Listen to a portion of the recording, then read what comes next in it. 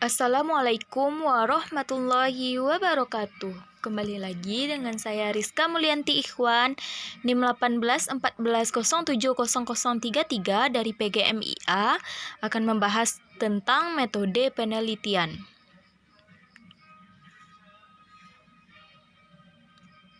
Yang pertama, mari kita bahas tentang jenis dan rancangan penelitian. Rancangan penelitian ialah pendekatan sistematis yang digunakan peneliti untuk melakukan studi ilmiah. Ini merupakan sinkronisasi keseluruhan komponen dan data yang diidentifikasi, menghasilkan hasil yang masuk akal untuk secara meyakinkan menghasilkan hasil yang otentik dan akurat. Rancangan penelitian harus mengikuti metode strategi sesuai dengan jenis penelitian yang dipilih.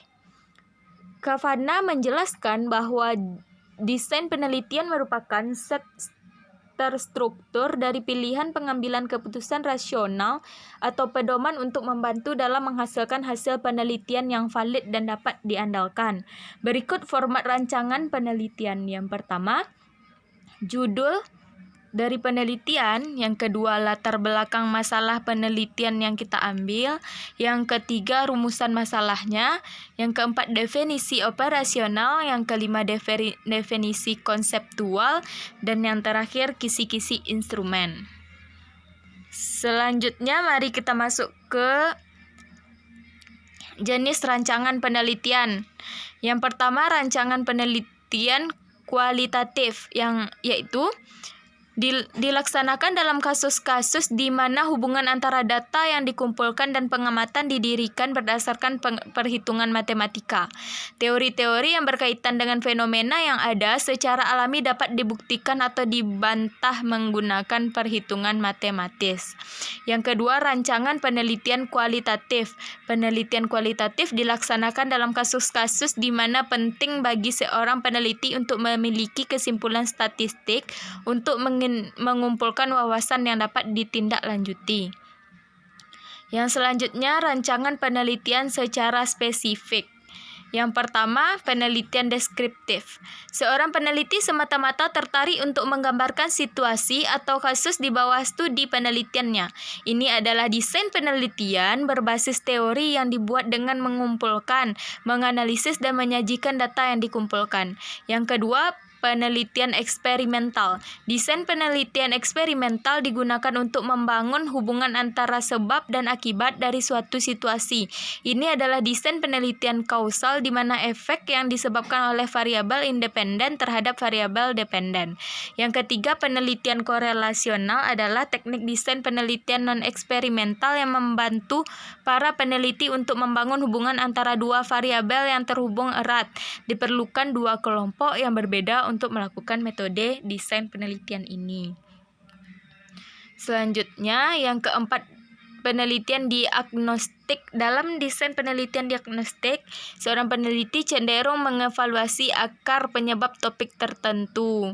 Ada 3 bagian desain penelitian diagnostik. Yang pertama, dimulainya masalah. Yang kedua, diagnosis masalah. Yang ketiga, solusi untuk masalah ini. Yang kelima yaitu penelitian eksplorasi. Dalam desain penelitian eksplorasi, gagasan dan pemikiran peneliti adalah kuncinya karena terutama tergantung pada kecenderungan pribadi mereka tentang suatu topik tertentu. Yang selanjutnya, contoh rancangan penelitian. Desain penelitian eksperimental, misalnya peneliti ini ingin mengetahui efektivitas penggunaan alarm rokok di ruang publik untuk menguraikan konsumsi rokok penduduk di ruang publik. Beberapa ruang publik dipasang alarm rokok dan beberapa yang lain dengan karakteristik yang sama tidak dipasang alarm rokok. Eksperimen ini akan menunjukkan hasil seberapa efektif alarm rokok dapat mengurangi konsumsi rokok di ruangan publik. Yang kedua, desain penelitian korelasional. Misalnya, pertimbangkan secara hipotesis penelitian. Seorang peneliti sedang mempelajari korelasi antara kanker dan pernikahan. Dalam penelitian ini ada dua variabel, kanker dan pernikahan. Katakanlah perkawinan memiliki korelasi negatif dengan kanker. Ini berarti bahwa orang yang menikah memiliki kemungkinan lebih kecil untuk terkena kanker. Yang selanjutnya, desain penelitian diagnostik. Misalnya, peneliti kelompok yang berfokus pada pengembangan dan investigasi metode untuk mengevaluasi tes medis dalam perawatan kesehatan, termasuk penelitian primer dan sekunder. Desain penelitian eksplorasi. Misalnya, sebuah perusahaan periklanan mendapat akun untuk kopi baru yang mengandung chicory. Perusahaan memulai proses penyelidikan dengan penelitian eksplorasi untuk mengidentifikasi situasi. Para peneliti menemukan bahwa hampir tidak ada yang pernah mendengar tentang chicory. Itu tidak digunakan dan sepertinya tidak ada yang tahu bagaimana menggunakannya. Ini menghasilkan hipotesis bahwa iklan dapat menggambarkan bahan chicory dengan cara apapun yang diinginkan pelanggan. Selanjutnya, populasi. Populasi atau population menurut bahasa sama dengan penduduk atau orang banyak, bersifat umum.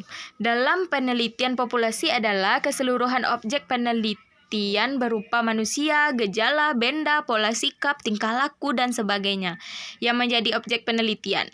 Populasi adalah himpunan keseluruhan karakteristik dari objek yang diteliti. Suharsimi Arikunto berpendapat bahwa populasi diartikan sebagai keseluruhan dari subjek atau objek penelitian. Jika seorang peneliti ingin meneliti semua elemen yang ada di dalam wilayah penelitian, maka peneliti itu merupakan penelitian populasi.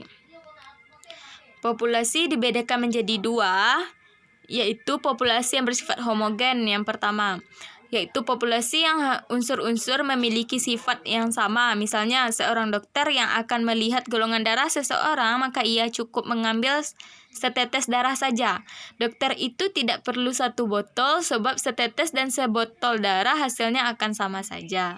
Yang kedua, populasi yang bersifat heterogen, yaitu populasi yang unsur-unsurnya memiliki sifat atau keadaan yang bervariasi sehingga perlu ditetapkan batas-batasannya. Misalnya, meskipun banyak populasi yang anggotanya terbatas jumlahnya seperti jumlah mobil di Jakarta, jumlah mahasiswa Universitas Indonesia di mana keduanya sebenarnya dapat dihitung, namun karena hal itu sulit dilakukan maka dianggap tidak terbatas. Metode penarikan atau pengambilan data dengan jelas mewakili atau melibatkan seluruh anggota populasi disebut sensus. Yang selanjutnya, responden. Responden dalam Kamus Bahasa Indonesia adalah yang dituntut. Juru jawab perhatian. Jadi responden penelitian dapat didefinisikan, yaitu responden penelitian adalah seorang yang diminta untuk memberikan respon terhadap pertanyaan-pertanyaan yang diajukan oleh peneliti. Dalam hal penelitian dilakukan dengan menggunakan tes, maka responden penelitian ini menjadi testi. Responden penelitian bisa subjek peneliti, bisa orang lain. Contoh responden penelitian: kepala laboratorium, laboran, guru IPA, siswa SMA. Contoh lain misalnya masalah penelitian sebagai berikut: relevasi antara isi buku paket GBPP. Teknik pengambilan sampel. Yang pertama, probability sampling.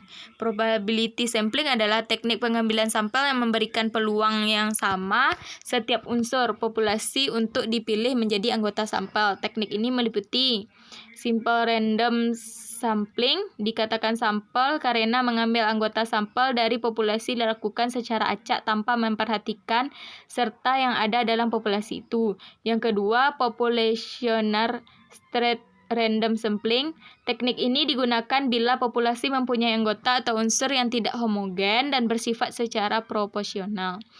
Yang ketiga, disproportionate stratified random sampling. Teknik ini digunakan untuk menentukan jumlah sampel bila populasi berserta tetapi kurang proporsionalnya. Yang keempat, cluster sampling.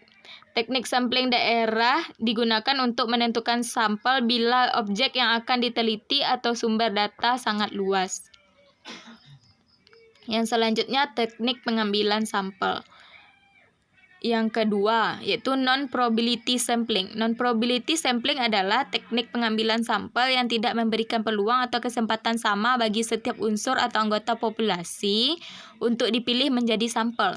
Teknik sampel ini meliputi yang pertama sampling sistematis. Sampling sistematis adalah teknik pengambilan sampel berdasarkan urutan dari anggota populasi yang telah diberi nomor urut. Yang kedua, sampling kuota. Sampling kuota adalah teknik untuk menentukan sampel dari populasi yang mempunyai ciri-ciri tertentu sampai jumlah yang diinginkan. Yang ketiga, sampling insidental, yaitu teknik penentuan sampel berdasarkan kebetulan, yaitu siapa saja yang secara kebetulan insidental bertemu dengan peneliti dapat digunakan sebagai sampel. Sampling purposive yang keempat, yaitu teknik penentuan sampel dengan pertimbangan tertentu. Sampling jenuh yang kelima, yaitu teknik penentuan sampel bila semua anggota populasi digunakan sebagai sampel. Yang keenam atau yang terakhir, snowball sampling, yaitu teknik penentuan sampel yang mula-mula jumlahnya kecil kemudian membesar. Contoh sampel. Contohnya, pedagang enceran beras hanya meneliti segenggam beras untuk menentukan kualitas sekarung beras. Pedagang emas hanya meneliti bekas gosokan dari perhiasan tersebut untuk menentukan kualitas emas perhiasan tersebut. Peneliti lingkungan hanya meneliti beberapa mililiter air untuk menentukan kualitas air pada suatu sungai atau danau. Variabel. Variabel dapat diartikan sebagai segala sesuatu yang bervariasi atau berubah-ubah. Variabel merupakan gejala yang menjadi fokus peneliti yang akan diamati mempunyai variasi antara satu dengan yang lainnya dalam kelompok tersebut. Jenis-jenis variabel, yang pertama variabel nominal, yang kedua variabel kontinum, yang ketiga variabel ordinal, yang keempat variabel interval, yang kelima variabel rasio. Contoh variabel, yang pertama variabel nominal. Variabel ini biasa disebut dengan variabel diskrit atau variabel kategori. Variabel diskrit hanya dapat dikategorisasikan menjadi dua kutub. Contoh variabel ini adalah jenis kelamin. Jenis kelamin dalam banyak penelitian dikategorikan menjadi dua kutub, pria dan wanita. Yang kedua, variabel kontinum terdiri dari tiga variabel sebagaimana dijelaskan di bawah ini, yaitu yang pertama variabel ordinal. Variabel yang menunjukkan tingkatan. Contohnya, kebahagiaan yang bisa ditingkatkan menjadi sangat bahagia, bahagia, dan tidak bahagia. Variabel interval, yaitu variabel yang berupa jarak dan dapat diketahui melalui pengukuran. Contohnya, saya ke Anda 5 meter, Anda ke mereka 5 meter, maka saya ke mereka yaitu 10 meter. Yang selanjutnya variabel rasio, yaitu variabel perbandingan. Misalnya, masuk kepolisian butuh uang sogokan 100 juta rupiah. Jadi satpam butuh uang sogokan 50 juta rupiah. Maka uang sogokan untuk menjadi polisi 2 kali lipat uang sogokan untuk menjadi satpam. Yang selanjutnya data penelitian. Data adalah bahan keterangan tentang suatu objek penelitian yang diperoleh di lokasi penelitian. Data dapat berbentuk angka, kata-kata atau gambar. Hasil oleh dari sebuah data adalah informasi. Informasi yang bermutu akan menghasilkan kesimpulan penelitian yang bermutu pula. Beberapa contoh data penelitian diantaranya yaitu dokumen berupa teks Word seperti spreadsheet, buku catatan laboratorium, buku catatan lapangan, buku harian, kuesioner, transkrip, buku kode, rekaman audio, kaset video, foto, film, protein atau urutan genetik, spektra atau spektrum, uji tanggapan, slide, artefak, spesimen, sampel, koleksi benda digital yang diperoleh dan dihasilkan selama proses penelitian. Yang selanjutnya yaitu bentuk instrumen penelitian. Instrumen penelitian adalah alat bantu yang digunakan dalam metode pengambilan data oleh peneliti untuk menganalisa hasil penelitian yang dilakukan pada langkah penelitian sosial selanjutnya. Adapun macam-macam bentuk dalam instrumen penelitian yaitu kuesioner atau angket, wawancara, observasi, dokumentasi, dan tes. Mari kita bahas tentang contoh instrumen penelitian. Misalnya saja, dalam kasus penelitian, survei atau sensus yang dilakukan oleh lembaga daerah dan lembaga-lembaga atau perusahaan swasta yang ingin mendapatkan data primer, kemudian dikembangkan dalam bentuk angket dan membutuhkan jawaban dari wawancara. Contoh lainnya yaitu menyikapi tentang pendidikan yang dipengaruhi oleh perubahan sosial lantaran seorang siswa atau pelajar melakukan pencatatan dengan memotret menggunakan handphone. Perolehan data ini dengan wawancara harus melakukan proses pewawancaraan dengan siswa dan juga gurunya. Selanjutnya, teknik pengolahan data secara deskriptif. Penelitian deskriptif merupakan metode penelitian yang berusaha menggambarkan dan menginterpretasikan objek sesuai dengan apa adanya. Penelitian ini juga sering disebut non-eksperimen karena pada penelitian ini tidak melakukan kontrol dan manipulasi variabel penelitian. Setiap penelitian yang datanya telah diperoleh, pasti data tersebut akan diolah, begitu pula dengan data deskriptif yang termasuk dalam proses pengolahan data. Secara singkat dapat disebut sebagai berikut. Yang pertama, verifikasi, yang kedua pengorganisasian data, yang ketiga pencarian kembali, yang keempat transformasi, yang kelima penggabungan, yang keenam pengurutan, yang ketujuh perhitungan atau kalkulasi, yang kedelapan ekstraksi data untuk membentuk informasi, dan yang terakhir pembentukan pengetahuan. Pengolahan data secara inferensial adalah analisis yang menggunakan statistik inferensial yang berkaitan dengan pengambilan keputusan dari data yang telah dicatat dan diringkas. Pada prinsipnya, kegiatan inferensial adalah kegiatan untuk menggambarkan ciri sebuah populasi berdasarkan dari data sampel, sehingga ada yang disimpulkan pada sampel akan dianggap berlaku pada populasi secara keseluruhan. Contohnya, yang pertama, pengujian hipotesis bahwa suatu jenis obat baru lebih efektif untuk menurunkan berat badan. Maka rumus hipotesis adalah HO-nya obat baru sama dengan obat lama, HI-nya obat baru lebih baik dari obat lama. Yang kedua, pengujian hipotesis bahwa teknologi baru dapat meningkatkan kualitas bahan-bahan. HO-nya teknologi baru sama dengan teknologi lama, HI-nya teknologi baru sama dengan teknologi lama. Yang ketiga, seorang dokter menyatakan bahwa lebih dari 60% pasien yang menderita sakit paru-paru di suatu rumah sakit adalah karena merokok. HO-nya P sama dengan 0,6, HI-nya P sama dengan 0,6. Dalam membuat rumusan pengujian hipotesis, hendaknya kita selalu membuat pernyataan hipotesis yang diharapkan akan diputuskan untuk ditolak. Hipotesis yang dirumuskan dengan harapan akan ditolak biasanya disebut sebagai hipotesis nol atau hipotesis awal yang dilambangkan dengan HO. Dan ini menyatakan bahwa setiap hipotesis yang ingin diuji dinyatakan dengan HO. Langkah-langkah kegiatan penelitian. Penelitian merupakan suatu proses yang terdiri atas beberapa langkah. Yang pertama, kita mengidentifikasi masalah dalam penelitian terlebih dahulu. Selanjutnya, kita mulai merumuskan dan membatasi masalah-masalah dalam kegiatan penelitian. Yang ketiga, melakukan studi kepustakaan. Kita mencari buku di perpustakaan untuk sebagai rujukan dalam penelitian kita nanti. Yang selanjutnya, merumuskan hipotesis atau pertanyaan penelitian. Yang selanjutnya, menentukan desain dan metode penelitian yang akan kita gunakan saat melakukan penelitian nanti.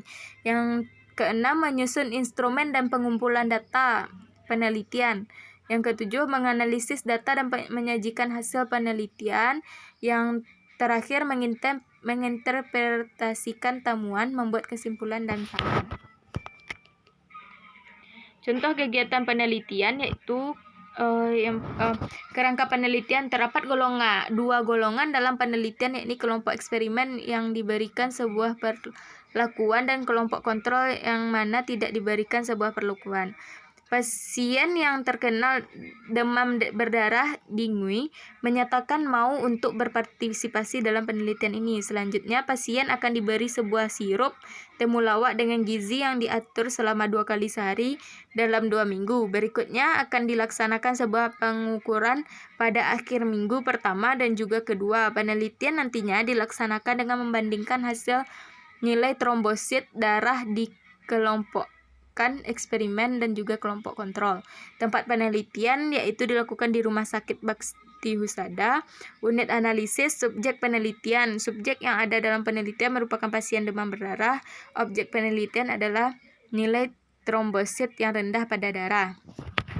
Untuk lebih lanjut mengetahui tentang contoh kegiatan penelitian, kita bisa melihat di link berikut ini yang akan saya cantumkan di kolom deskripsi.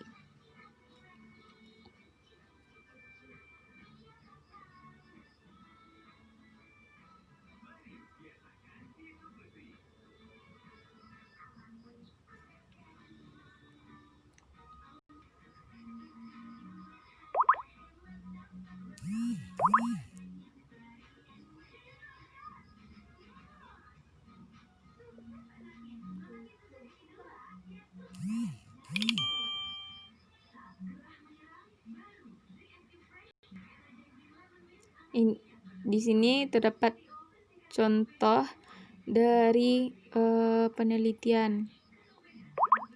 Teman-teman bisa membaca di sini dan saya akan mencantumkan di link deskripsi.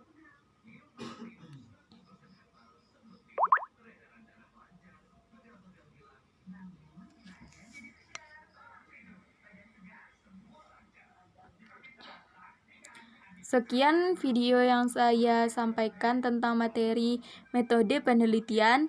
Thanks for watching. Jika ada tambahan atau kesalahan saya dalam penyampaian, silahkan cantumkan di kolom komentar. Hanya itu yang dapat saya sampaikan. Assalamualaikum warahmatullahi wabarakatuh.